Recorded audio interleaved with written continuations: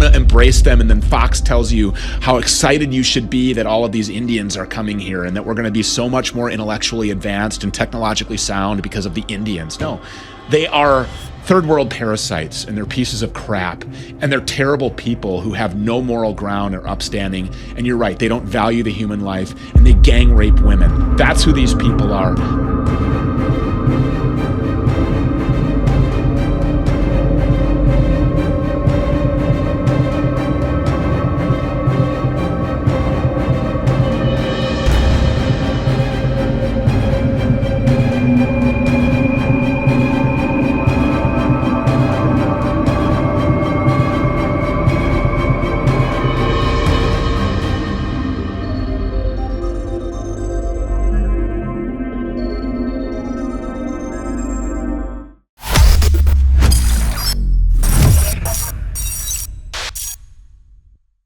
Greetings everyone and welcome back to the TFT Perspective. Viewers, all hell, the dogs of hell have been unleashed when it comes to X or Twitter in short. Recently a tweet came up by one of the MAGA supporters, one of the cabinet select members of the current president-elect Donald Trump. And before they have even taken oath of the office or President Trump taking oath of the White House, basically what we have witnessed is a full-blown civil war taking place, taking shape in the form of immigrants, specifically the H-1B immigrants versus the white population inside America. So I'm just going to read the controversy revolving around this over X. It's been there since 26th of December, and this hot topic is being discussed thoroughly in American politics. And for now, things that have come up, especially from people who are very much concerned about American economics, as well as how the next government is going to shape up this entire project, especially when it comes to the members like Vivek Ramaswamy. He mentioned that the reason top companies often hire foreign-born and first-generation engineers over native Americans isn't because of an innate American IQ deficit, a lazy and wrong explanation. A key part of it comes down to the C word, which is culture. Tough questions demand tough answers, and we are really serious about fixing the problem. We have to confront the truth. Our American culture has venerated mediocrity over excellence for way too long, at least since the 90s and likely longer. That doesn't start in college, it starts young. A culture that celebrates the prom queen over the math Olympiad champ or the jock over the valedictorian will not produce the best engineers. A culture that venerates Corey from Boy Meets World or Zack and Slater over Screech in the Saved by the Bell or Stephen over Steve Urkel from Family Matters will not produce the best engineers. In fact, I know multiple sets of immigrant parents in the 90s who actively limited how much their kids could watch those TV shows precisely because they promoted mediocrity, and their kids went on to become widely successful STEM graduates. More movies like Whiplash, fewer reruns of Friends, more math tutoring, fewer sleepovers, more weekend science competitions, fewer Saturday morning cartoons, more books, less TVs, more creating, less chilling, more extracurriculars, less hanging out at the mall. Most normal American parents look skeptically at those kind of parents. More normal American kids view those kids with scorn. If you grow up aspiring to normalcy, normalcy is what you will achieve. Now close your eyes and visualize which families you knew in the 90s or even now who raise their kids according to one model versus the other. Be brutally honest.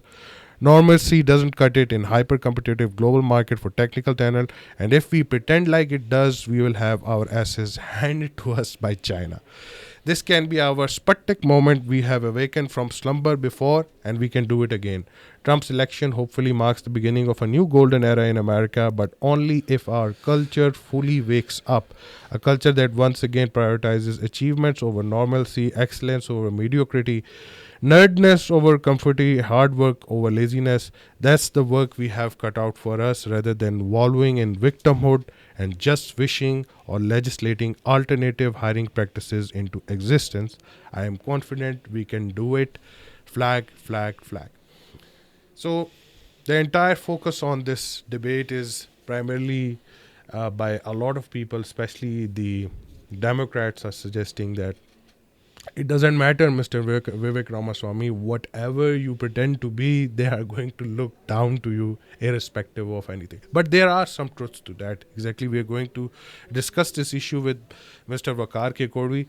Sir, firstly, how do you think this tweet reflects when it comes to the upcoming policy in American matters? I'm pretty sure Mr. Vivek Ramaswamy is one of the key members of the Doge committee set by Trump, supervised by Elon Musk.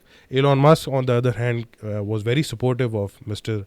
Vivek Ramaswamy, but the entire focus has now shifted on that if it is true that Americans are lacking talent and everything, then tech companies are also losing business, especially when it comes to having joints of engineers, of tech firms coming directly from one particular community, which is the Indian community.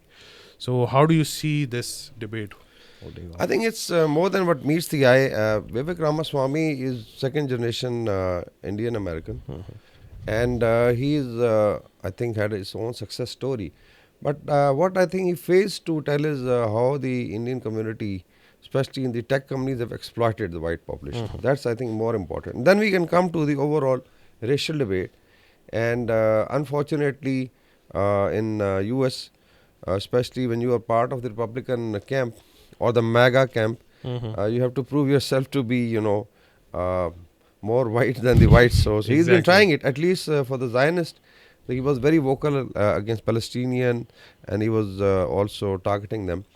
Here, I think if you look at the figures given by the right wing, I was looking at some of the podcasts, how gradually the Indian community in America exploited this, technical gap. So if you call back in late 80s and early 90s was the .com revolution, when the internet was just chipping in, and there were a lot of companies wanted to be part of, so they were basically, it's called the .com revolution. And then because there were Indians who had hired, who landed up in Silicon Valley, started ingress into the tech companies like Google or Adobe or Microsoft, and later on Facebook, etc. What happened was that they gradually crept into the HR departments of those companies. So it means, because HR is normally not very attractive. If you're looking at a tech company, so you have the executive class, then you have the operational people, and then there are definitely people who do the hard labor, and within the middle somewhere is the HR, who basically is hiring. So Indians, gradually, I would say, occupied the HR positions from middle level to higher level. So it means anybody who was coming in now had to be vetted by them. And somehow, I think the whites didn't realize at that time that they're ultimately going to be losers. So later on, this H-1B visa was mainly, I think, put as part of the policy by successive governments to actually get the talent. Now, if you look at H-1B visa exploitees, 76% are Indians, and they are now running into, I think, a couple of lakhs. I think 0.3 million. 0.3 million. So this is a huge number. And I think the objection by the whites is that what is happening in the HR department of these companies is that first they look into people who qualify from outside for H-1B visa, and in case all the slots are filled, there's nothing left with the whites. And that's why I think there is some genuine concern by Steve Bannon and some of their, I think, podcasters. MAGA is definitely oriented toward the white population, and they feel that Indians are, stealing their job. The other factor is that why Indians form 76%. Is there something related to super talent, or they are very good in, STEM areas like you have science, technology, engineering, and mathematics, which is again, I would say, a lazy reason given by the Indian Americans that probably they are good.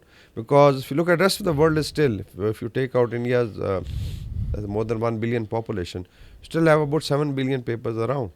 And they are very talented people in Africa, in Southern America, in Europe, in rest of South Asia. So it means that basically there have been exploitation of the system. And now the whites feel that even if they are qualified, like there were testimonies given of different young white people. Suppose, let's say you come from a good Ivy League university, you have qualified, and then I think it is also specific to white males, because you look at the gender balance, white females do get some slots, but white males have been almost outcasted by the Indians.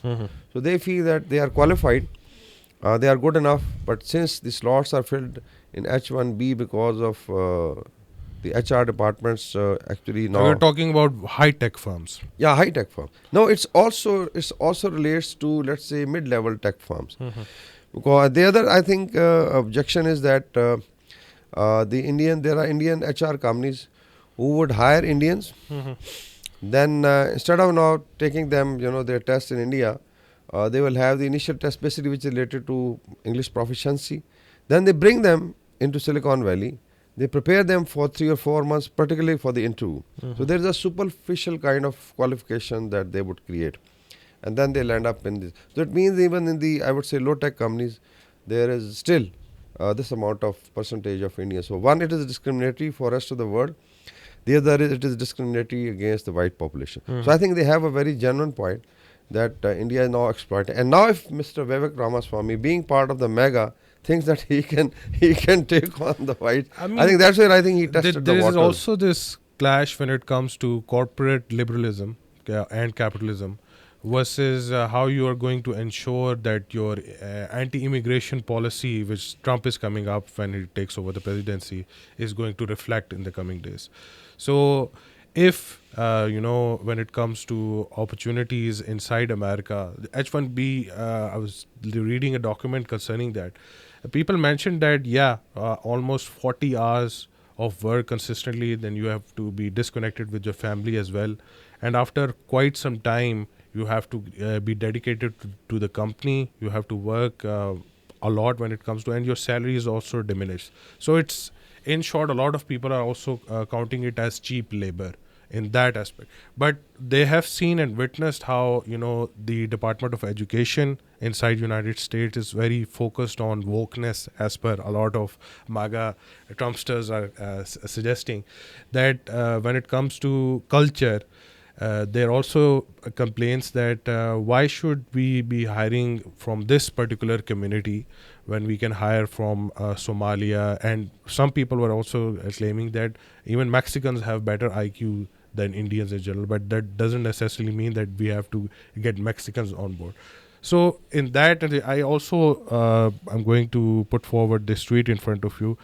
Some of the Tech Worker USA is a verified account, suggests that you're being replaced in your own country because your culture is inferior to that of India's. This is primarily the summary of Mr. Vivek Ramaswamy's tweet. All the stories of nepotism by Indian hiring managers are becoming clear and obvious. Yeah, so I think these are very critical points that you have made. Then why not from, let's say, Africa, or why not from Southern America or rest of the world? Even a lot of Chinese do and work, a lot of Pakistanis even go and work there. But why monopolize this? So 76% is a very huge number. So it means that there have been not only, they're saying basically it's a fraud. It goes through an exploitative system which is controlled by Indian community. And then, of course, basically they are actually, because it's very difficult for, let's say, Elon Musk or top hierarchy to see what is happening. So ultimately, it's the HR who would recommend people. There's also, I think, debate of oligarchs of Silicon Valley versus, common tech companies. Because here is the problem. I think that's what the white, let's say, group from MAGA is saying. That in case you want to hire those 0.001%, like talented people like Elon Musk also says that he came on. He says that we have to hire the best in order to compete with the best. Yes, they say that, but that's totally 0.001%. So you can go ahead with it, but then have net to cast at wider net to cast people from across the world and not particularly from India. But for the low tech companies, and somebody also mentioned that. But that's where the main point arrives. Why even in that 0.01% bracket, 76% are Indians? Yeah, so that's where I think Vivek Ramaswamy has to now realize. And the kind of flag that he's got from MAGA and other communities is that he's, let's say, an example of a successful millionaire Indian. And now he's landed up in power. So he's now trying to basically justify and lecture the whites that, one, you have a lazy culture. The other is that there are intelligent people. And there were also, I think, some finger pointing, some of their podcasters from the MAGA, that in case Indians are so much talented, then why India is, such a mess. I can't, utter those words that they have used. And why don't they Racist tropes. I yeah, would say. yeah. They say that India basically has not developed. If there are so many talented people, why doesn't it, become like United States? And the other thing is that they feel that they come here not for the love of America, but to make money, and then they send the money back. So, like Indians contribute $126 billion every year from America. So this is the kind of, let's say, remittances they send. So it means that they are not actually contributing. So I think this is going to be an interesting debate. Main thing is that 20th January is the inauguration, and before that they are saying that there is a civil war in their tent. I mean, the Democrats and the They are enjoying. MAGA hating campaign would be really enjoying this. Yeah. I'm just going to put forward another mentions right below the replies of Mr. Vivek Ramaswamy. This account suggests that now I'm questioning if we should also approve of Kash Patel. What the heck is going on here? Is this how you guys see us? Inferior? You dudes are all about blow this whole opportunity and it's gonna be your fault. Don't talk down to us and don't choose foreign workers over American workers. Yeah, so it means that all people of, let's say, Indian origin, maybe second generation, and who are going to be in Trump's team, either in the top or in the middle bracket, now will be questioned. And I think other than, let's say, a fun part, I think there is some serious angle to it. So if this, I think, perception spreads all across America. Just imagine what will be the workers' relationship in a tech company. How do you view the Indian community? And I think some of their handlers were saying, the MAGA Twitter handlers were saying that even in Canada you have cheated the Canadians.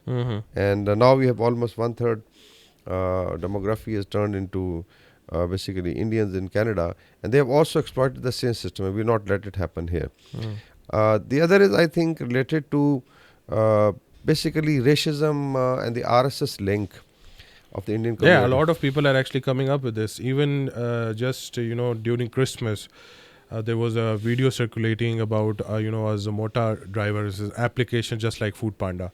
So he was dressed up as Santa Claus, and some RSS goons came up to him and told him that you should remove this, and they asked him to shout Jai Shri Ram as well. All those strange slogans. And another one pointed out that if they're actually behaving with Christians over there like this, why should we welcome them over here? Yes, and now I think even the Arabs are realizing, because we did discuss that there was an Arab sheikh who showed that how Arab Muslims are treating the Indian community decently, pay them also, look after, and there is no racism in the Middle East.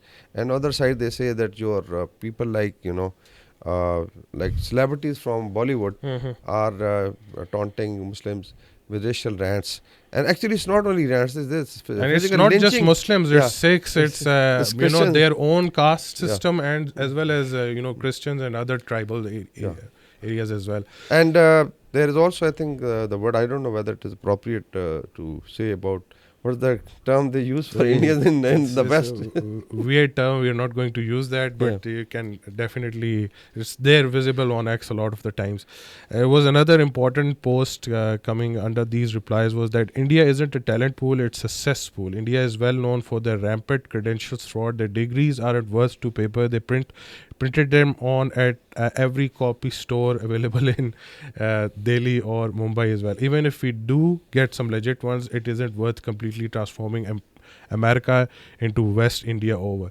Underneath that post is mentioned an Associated French Post investigation that Canada uncovers 10,000 fake student visas with 80% of fraud committed by Indians. Yeah, so I think they've been, one is the fraud in the education sector, especially those who are opting to join, let's say, Western countries. The other is financial fraud related to, their services sector, where they have been actually fleecing old Americans, especially white Americans, because they had access to their records in the services sector, in the health sector. Normally they are operating from Bangalore, but then they use their credit cards. And I think that there was a report that $9 billion were fleeced out of America in a single year. I think 2023 there was a report.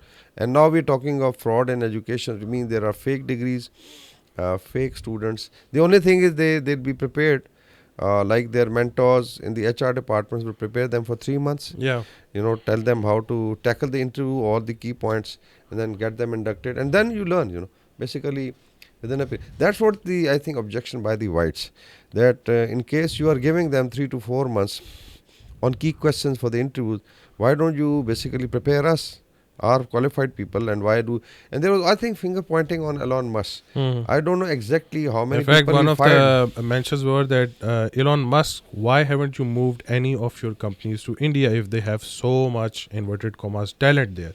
India hasn't even let Starlink into their country, yet they are pandering to foreign country. MAGA is Make America Americans Great Again.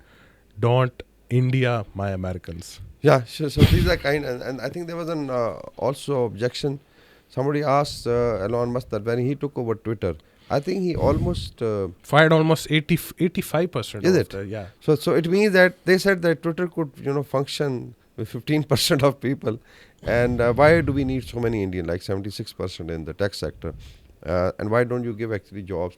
So generally, I think there are genuine concern, but definitely there is I would say racial element to that. So to summarize, it is one is the Indian ingress into tech sector is exploitative. It exploits the let's say rules set by them by penetrating their HR departments. Then of course they also I would say resort to fake degrees, fake education qualifications. And then he says that it is not only followed by one guy, he would bring entire family and then start affecting the demographics. And on the other side, you are putting the white young man into such a tailspin that he doesn't have time to raise the family, because there you have people working hard and then their families can look after. But here this guy is all alone fighting almost 4 or 5 Indians. So all told, I think this is a bad time for India, because I think Mr. Shankar was also in India in last 48 hours. I don't know what transpired. But Indians used to praise Donald Trump a lot. In fact, they used to, even made him a god in some areas. So there was So it certain was so weird. his murtis in the mandir. But other than that, don't you think this is a huge problem when it comes to the Department of Education inside the United States as well? That what the overall general white population suggests, that they're teaching wokeness, they're more inclusivity when it comes to job fairs and these areas. So if 76 or 75% of the entire job quota is being taken over by immigrants inside United States, do you think there is a cause of concern when it comes to how, or I would say that demographics is a serious issue when it comes to Americans in general? Demographics, especially in the West, has been a serious issue. Even if you look at, let's say, the Western countries were not really Europe and America, like Japan and South Korea are facing. Then you go to Europe, again fertility rates are down below, I think, almost 1%. And in America, still it's being sustained. But I think they are about to cross the Rubicon, because they're growing of white population. And now you find the whites, being put aside, and let's say non-whites, especially Indian, now coming into circles of power. Like you had Kamala Harris as vice president, and she almost won this presidency. And then you have, like Vivek Ramaswamy also stood for president of the United States. He was one of the candidates. Then you had Nikki Haley. And interestingly, Nikki Haley was now reminding Ramaswamy that she was, because these are outsiders, like Elon Musk and Ramaswamy were basically Democrats, and they have just landed up. And some people are saying that these are basically agents of Democrats. They're going to destroy MAGA tent and blow it up. Yeah, I mean, MAGA camp can blame itself for that. When it comes to Mr. Trump's presidency, this fight between two major entities, when it comes to what MAGA really wants out of this, what the voters of Trump actually want, and then this sudden shift in mood swings coming from, I would say, supposedly white supremacists in form of brown people. So how do you see this coming up after the oath-taking ceremony? I think if you look at the fight going on, the comments now coming from people like Steve Bannon, because he's been, I think, Trump's chief strategist in the last term. And then he was also sacked But I think still Trump listens to him. He's going to have some position. Then Laura Loomer. So if you look at the right wing, white, let's say MAGA guys, they would actually try to push these, I would say, parachuted, people in the government out of the MAGA camp. And there's also some, conspiracy theory that basically this is Trump's doing and he would now like to throw them out. Because he won the elections and maybe Mr. Elon Musk understands what politics is. But all told, I think you're right that there were white supremacists and now you have brown or dark supremacists, people of color who would try to prove, like Nikki Haley was trying to prove that she's been on the right wing and she's been the conservative her entire life, and these are outsiders. So there's going to be fight that who's, let's say, more oriented white supremacist despite being non-white. Yeah, this is very strange, especially when it comes to Indian politics. But don't you think this was about to happen?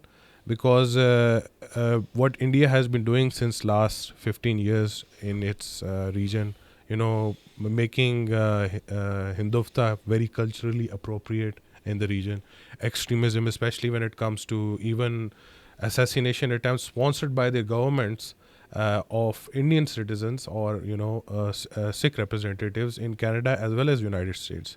So don't you think it was already coming?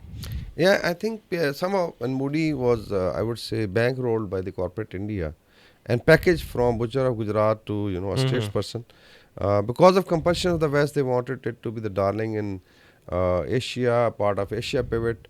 So they had to ignore. But now I think things are coming up because Hindutva agenda is also now very prominent in India. I think even if you look at even outside India, Tulsi Gabbard, who is not an Indian but definitely a Hindu, converted Hindu, and she also met Mr. Modi and praised it. And what is happening in India in terms of, let's say, they assassinated couple of liberals like Gauri Lankesh. You had Professor Dabulkar, then Pansare, and so on. And now then they started targeting, let's say, Canadian American like Hardeep Singh Nijjar, or they are after SJF, Six for Justice, Gurpatwant Singh Pannu in America, and also now start affecting. So it means that common American, white or non-white, is definitely concerned about that this poison which was injected is now going to come to their lands. So I think this is going to be a very serious issue. There are also, I think, activists in the white community who are talking against Hindutva also. Yes. I know they are also active on Facebook, and they keep reminding that be careful about Vivek Ramaswamy or, even I would say Tulsi Gabbard, because ultimately they are, front of Hindutva, a soft front of Hindutva. Yeah, exactly. So that's it for today, folks. Let's see how things unfold in the MAGA camp. Civil war is going to continue or things are going to quiet down for now. That's it for today. Please do leave a like and subscribe our channel. Thank you so much for watching us. Bye-bye.